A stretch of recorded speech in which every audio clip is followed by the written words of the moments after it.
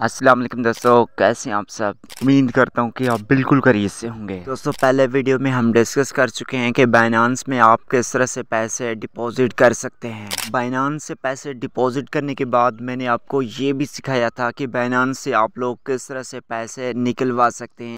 Binance पर लोगों के साथ फ्रॉड तब होता है जब लोग अपने बाइनेंस अकाउंट में पैसे डिपॉजिट करते हैं या अपने बाइनेंस अकाउंट से डॉलर्स को सेल करते हैं। मीन्स के जब आप लोग अपने डॉलर्स को सेल करते हैं तो उस वक्त भी आपके साथ फ्रॉड हो सकता है। ऑन अदर हैंड, अगर आप लोग अपने बाइनेंस अकाउंट में पैसे डिपॉजिट करते हैं तो उस वक्त भी आपके साथ फ्रॉड हो सकता है। इसीलिए इसी वीडियो में मैं आपको ये सिखाऊंगा कि आप लोग किस तरह से बाइनेंस पर स्कैम से बच सकते हैं। तो किस तरह से फ्रॉड से बचा जा सकता है और किस तरह से अपने पैसों को सेफ रखा जा सकता है ताकि आपके साथ कोई स्कैम ना कर सके। दोस्तों, वीडियो को स्टार्ट करने से पहले एक चीज़ मैं क्लियर करना चाहता हूँ कि इस तरह की इंफॉर्मेटिव कंटेंट और इस तरह की इंफॉर्मेटिव वीडियोस बहुत ही मुश्किल से बनते हैं, तो इसीलिए आपकी तावन की हमें ज़रूरत है। आप हमें इस तरह से तावन कर सकते हैं। आप हमारे चैनल को सब्सक्राइब कीजिए और इस वीडियो को लाइक करके अपने दोस्तों के साथ लाजमी शेयर करें ताकि आपके दोस्त भी बाइनेंस पर स्कैम से बच सकें। सो लेट्स गेट स्टार्टेड और मैं आपको बताऊंगा कि आपने किस तरह से बाइनेंस पर स्कैम से बचना है। दोस्तों, स्कैम तब होता है जब आप लोग अपने डॉलर्स को या तो सेल करते हैं या तो आप डॉलर्स परचेस करते हैं। तो उस कंडीशन में आपको क्या चेक करना है, क्या देखना है ताकि आपके साथ स्कैम ना हो सके। सबसे पहले जैसे आप P2P के सेक्शन पर आते हैं और यहाँ पर अपना करेंसी सेलेक्ट करते हैं। अगर आप लोग पाकिस्तान से हैं तो आप PKR सेलेक्ट करते हैं। अगर आप लोग इंडिया से हैं तो आप यहाँ पर INR सेलेक्ट करते हैं। तो करेंसी सेलेक्ट करने के बाद P2P के सेक्शन पर आने के बाद आपको दो ऑप्शंस शो होते हैं, एक बाय और दूसरा ऑप्शन है सेल। अभी हम बाय के सेक्शन पर हैं तो इसलिए यहाँ पर बाय दिखा रहा है। नीचे जैसे मैं आऊँगा तो यहाँ पर आपको बाय की बटन शो होगी। अगर यहाँ पर मैं क्लिक करूँ सेल पर, तो जैसे मैंने सेल पर क्लिक किया तो यहाँ पर जितने भी बटन्स आ चुके हैं वो सेल की बटन आ चुके हैं। मींस के आप अपने डॉलर्स को सेल भी कर सकते हैं, बाय भी कर सकते हैं और सेल भी कर सकते हैं। और स्कैम तब होता है जब आप लोग अपने डॉलर्स को सेल करते हैं या आप डॉलर्स को परचेस करते हैं। तो स्कैम से आपने किस तरह से बचना है। दोस्तों, सबसे पहला टिप यह है कि स्कैम से बचने के लिए आपने इन ट्रेडर्स के दरमियान कंपैरिजन करनी है और आपने एनालाइज करना है कि कौन सा ट्रेडर ट्रस्टेड है। तो आपने सबसे पहले ये एनालिसिस करना है कि कौन सा ट्रेडर ज़्यादा ट्रस्टेड है। अब हम दो ट्रेडर्स के दरमियान कंपैरिजन करेंगे और देखेंगे कि कौन सा ट्रेडर ट्रस्टेड है। एक ट्रेडर है आदिल के नाम से और दूसरा ट्रेडर है शौकत ट्रेडर्स के नाम से।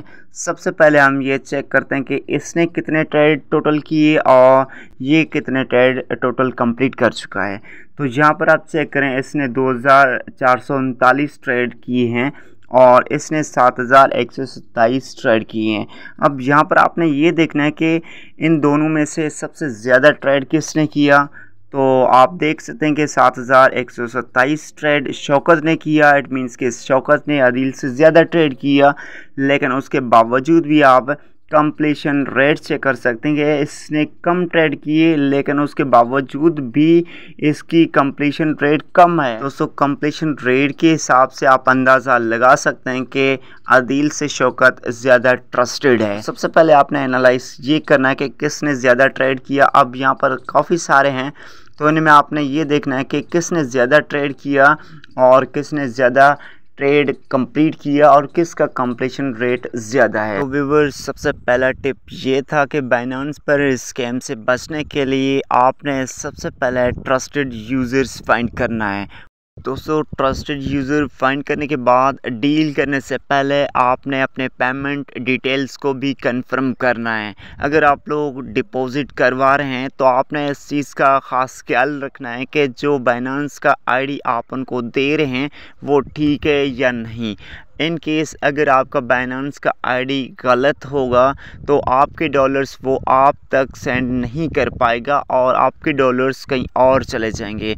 अगर आप लोग सेल कर रहे हैं और आप PKR में या INR में रिसीव करना चाहते हैं अमाउंट, तो आपने अपना पेमेंट डिटेल भी ठीक तरह से देना है। अगर आप लोग अपना पेमेंट डिटेल करेक्ट नहीं डालोगे तो आपके पैसे कहीं और जा सकते हैं। तो आपने अपने पेमेंट डिटेल्स के सही होने का भी ख्याल करना है। तो दोस्तों अब मैं आपको दूसरा टिप देने लगा हूँ, वो ये है कि पेमेंट डिटेल सही देने के बावजूद भी अगर आप लोगों को पेमेंट रिसीव नहीं होती, पेमेंट डिटेल सही देने के बावजूद भी अगर आप लोगों का पेमेंट रिलीज नहीं होता, तो उस केस में आपको बाइनेंस एक वेटिंग स्क्रीन दिखाता है और उसमें टाइमर चल रहा होता है।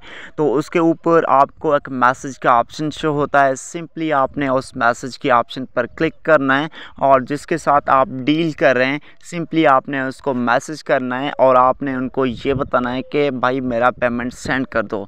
तो फिर वो आपसे कांटेक्ट में आ जाएगा और आपका पेमेंट रिलीज़ कर देगा। तो दोस्तों इस तरह से आप सेफली अपने डॉलर्स को सेल भी कर सकते हैं और आप लोग सेफ तरीके से अपने बाइनेंस अकाउंट में डिपॉजिट भी करवा सकते हैं।